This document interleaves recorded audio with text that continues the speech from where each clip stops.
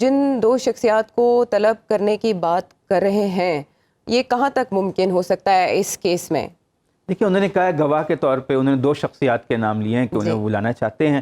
اب پتہ نہیں کہ وہ صرف ایک میڈیا کی کنزمپشن، پبلک کنزمپشن کے لیے عدالت اس کو کیسے یقینی بنا سکتی ہے؟ ظاہر ہے وہ ان کا حق ہے، فیئر ٹرائل تو تبھی ہوگا نا. نہیں، وہ تو عدالت سمن کسی کو بھی کر سکتی ہے اور جس کو سمن کرے اس کے لیے جانا ضروری ہوگا قانونی طور پہ، لیکن کیا وہ اس کی باقاعدہ درخواست دیں گے یا نہیں یہ دیکھنا ہوگا. اور اس سے میرا خیال ہے کمپلیکیشنز بڑھ جائیں گی، کیونکہ اس میں پھر خارجہ پالیسی بھی آ جاتی ہے، انٹرنیشنل ریلیشنز بھی شامل ہو جاتے ہیں.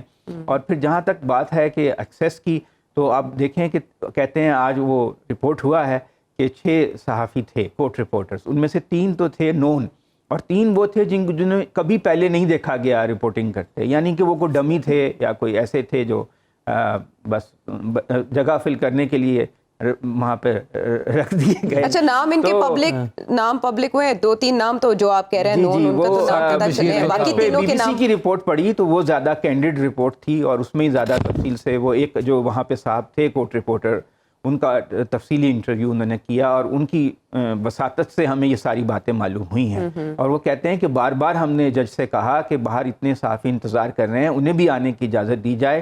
جج نے جیل سپرنٹینڈنٹ سے کہا، جیل سپرنٹینڈنٹ نے اس بات کو ٹال دیا. اور پھر جب ہم نے جیل انتظامیہ سے کہا تو انہوں نے کہا کہ یہ اوپر سے آرڈر ایسا ہے تو ہم اسی طرح کر رہے ہیں. اب یہ ایک ایسا لیکیونہ ہو سکتا ہے جس کی بنیاد پہ بعد میں یہ ساری پروسیڈنگز بھی کویش ہو سکتی ہیں جیسے پہلی ہوئی ہیں. تو ہو سکتا ہے کہ جان بوجھ کے ہی ایسا کیا جا رہا ہو تاکہ ایک رستہ کھلا رکھا جائے ایگزٹ کا. تو ایک کس کے ایگزٹ کا مطلب جو ملزم ہیں وہ بعد میں اس بنیاد پر اس پورے ٹرائل کو ہی چیلنج کر سکتے ہیں. تو جیسے کہ ابھی ابوذر بھی کہہ رہے تھے کہ جان بوجھ کر کچھ چیزیں جو ہیں وہ اسٹریٹجائز کی جاتی ہیں، وہ چھوڑ دی جاتے ہیں نتائج، تاکہ بعد میں پھر وہ کسی اسٹیج پہ ان کا فائدہ اٹھایا جائے. لیکن ایک بات تو ہے کہ اس کی حکومت گئے ہوئے PTI کی 20 ماہ ہو گئے ہیں. یہ اپریل 2022 میں گئی تھی، اب دسمبر 2023 ہے.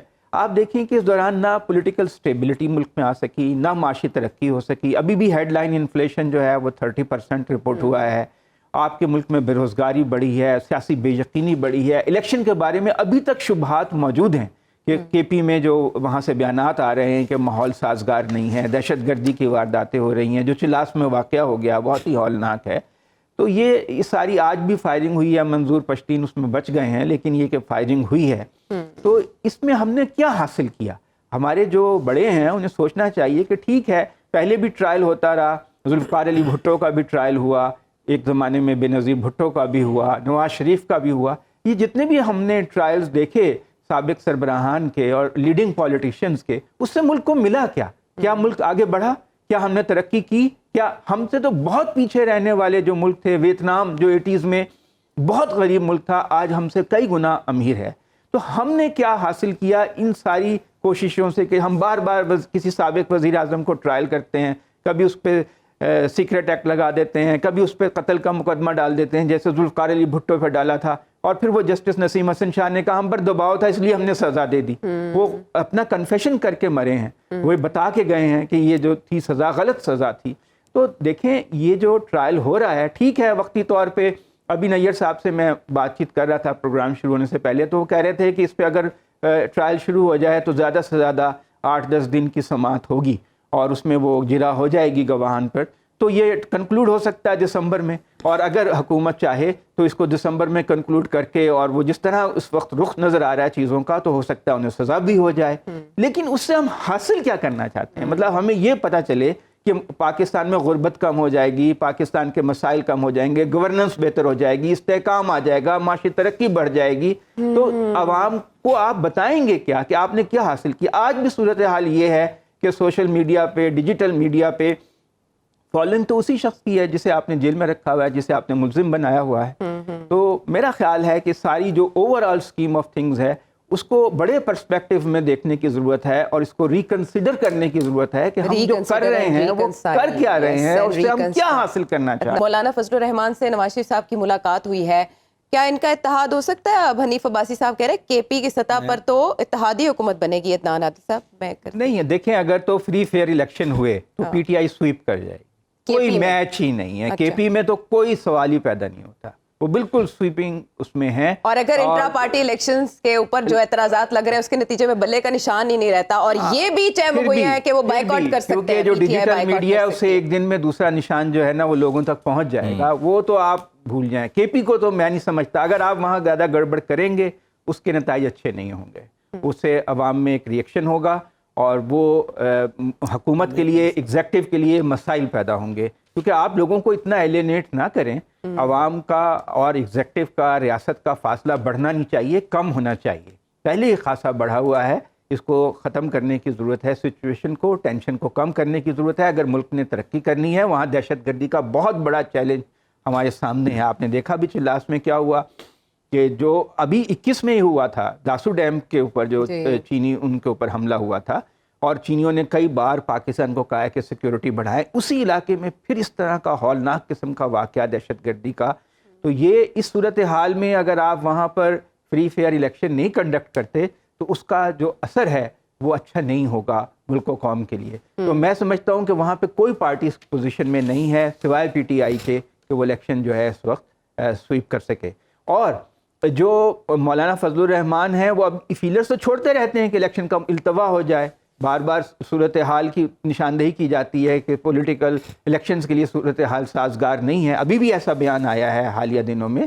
تو میرا خیال ہے کہ جو معاملہ ہے وہ ہے پنجاب کا, اور جو استحکام پاکستان پارٹی کی آپ بات کر رہی تھی نا, وہ جنوبی پنجاب میں میری اطلاع یہ ہے کہ بہت ایکٹیو ہیں, بہت دور دور لوگوں سے کانٹیکٹ کیے جا رہے ہیں. نچلی سطح پہ جو انفلوئنشل لوگ ہیں, جن کے بلاکس میں ووٹ ہیں 5,000, 10,000, 20,000, ان کو وہ اپنے ساتھ ملانے کی کوشش کر رہے ہیں.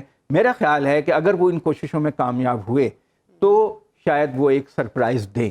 اگر فرض کریں کہ صوبائی اسمبلی میں بھی ان کے 20-25 ایم پی ایز منتخب ہو جاتے ہیں, تو جیسے قاف لیگ جو ہے وہ ایک جوڑ توڑ کی پوزیشن میں آ گئی تھی اور پرویز الہی وزیر اعلیٰ بن گئے تھے اس بنیاد کے اوپر, تو اسی طرح ایک رول جو ہے استحکام پاکستان پارٹی کا بھی بن سکتا ہے. کیونکہ جو علاقہ جنوبی پنجاب کا ہے وہاں پہ جو مقامی انفلوئنشلز ہیں ان کی بہرحال ایک ابھی بھی سے موجود ہے, اور ان کے پاس ایک ووٹ بینک موجود ہے. اب دیکھنا یہ ہوگا کہ الیکشن میں کہیں ایسا تو نہیں ہے کہ پارٹی ووٹ جو ہے وہ سب کو بہا کے لے جائے, جیسا کہ 70 کے الیکشن میں ہوا تھا بھٹو صاحب کے زمانے میں, جو بڑے بڑے برج الٹ گئے تھے, ممتاز دولتانہ اور بڑے بڑے جو پرانے لیڈرز تھے ان کو پیپلز پارٹی کے عام لوگوں نے ہرا دیا تھا. اگر ایسا رزلٹ آیا پھر تو ہم کچھ نہیں کہہ سکتے. لیکن استحکام پاکستان پارٹی بہت ایکٹیو ہے جنوبی پنجاب میں, اور میرا خیال ہے اس سے الارمنگ صورتحال نون لیگ کے لیے بھی ہے کہ نون لیگ کو بھی جنوبی پنجاب میں کچھ ایسا خاص ملنے والا نظر نہیں آ رہا. اگر پی ٹی آئی کامیاب نہ ہوئی تو پھر استحکام پاکستان پارٹی اس کی جگہ وہاں پر لے. یہ واقعی مہنگائی ہے مسئلہ یا کوئی ٹکٹ وکٹ کی ہی بات؟ ٹکٹ کا بھی مسئلہ ہے. وہاں پہ انہوں نے ان کو بالکل کارنر کر دیا ہے. احسن اقبال صاحب نے ضلع ناظم کا الیکشن ہو یا جو بھی ان کے بلدیاتی جوڑ توڑ تھے ہر لحاظ سے, اور وہ ایک جو ان کے نیچے سیٹ ہے تو اس میں وہ خاصے, اور فنڈز کی ایلوکیشن خاص طور سے یہ جو ان کی 16 ماہ حکومت رہی اس میں جو ان کو فنڈز ملے ایم پی ایس کو 110 ارب روپے ارکان اسمبلی میں بانٹے گئے, تو ہر لحاظ سے ان کو نظر انداز کیا گیا. ظاہر ہے کہ سیاستدان جو ہے اس کو جب اس کے مفادات پہ ضرب پڑتی ہے تو اسے اصول یاد آ جاتے ہیں. لیکن اتنا ووکل کہ آپ نیشنل لیول پہ بات کر رہے ہیں, پارٹی سطح پہ نہیں سنا جا رہا ان کو. ہاں, ان کی شخصیت ایسی ہے نا. احسن اقبال بہت اہمیت اختیار کر گئے, بہت قریب ہو گئے, اور وہ ان کا حادثہ بھی ہو گیا تھا, وہ ایک اس میں بہت زخمی بھی رہے, تو اتنے ایکٹیو نہیں رہے, اس وجہ سے بھی وہ پارٹی میں ایک کارنر ہو گئے. تو نواز شریف صاحب یہ ریفٹ جو ہے سنبھال لیں گے, سنبھال سکتے ہیں اگر وہ انٹروین کریں تو سنبھال بھی سکتے ہیں. لیکن اب وہ جس طرح کے ووکل ہو کے آگے چلے گئے ہیں, مجھے لگتا ہے کہ انہوں نے اپنی کشتیاں جلا دی ہیں, اور اب وہ دیکھ رہے ہیں کہ جو وہاں اصل میں ایک سیاستدان عوام کی نبض بھی تو دیکھتا ہے نا. وہ دیکھ رہے ہیں کہ ان کے حلقے کے لوگ جب ان سے ملتے ہیں کیا باتیں کرتے ہیں, تو وہ دیکھ رہے ہیں کہ ہوا جو ہے بالکل نون لیگ کے خلاف چل رہی ہے. مجھے یاد ہے پچھلا الیکشن ہوا تھا تو میری ان سے گپ شپ تھی, تو میں ان سے پوچھتا تھا 13 میں بھی 18 میں بھی, تو وہ کہتے تھے کہ ہوا جو ہے نون لیگ کے حق میں ہے میرے علاقے میں, اور پی ٹی آئی کے اس میں نہیں ہے. لیکن اب انہوں نے محسوس کر لیا ہوگا کہ لوگ نون لیگ کے بہت خلاف ہیں, اور وہ اس کی وجہ انہوں بتا رہے ہیں کہ مہنگائی ہے. بے شک مہنگائی تو ہے, اور اس کی وجہ سے نون لیگ کی پوزیشن کو لاہور میں بھی نقصان پہنچا جو کہ اس کا مین مرکز ہے.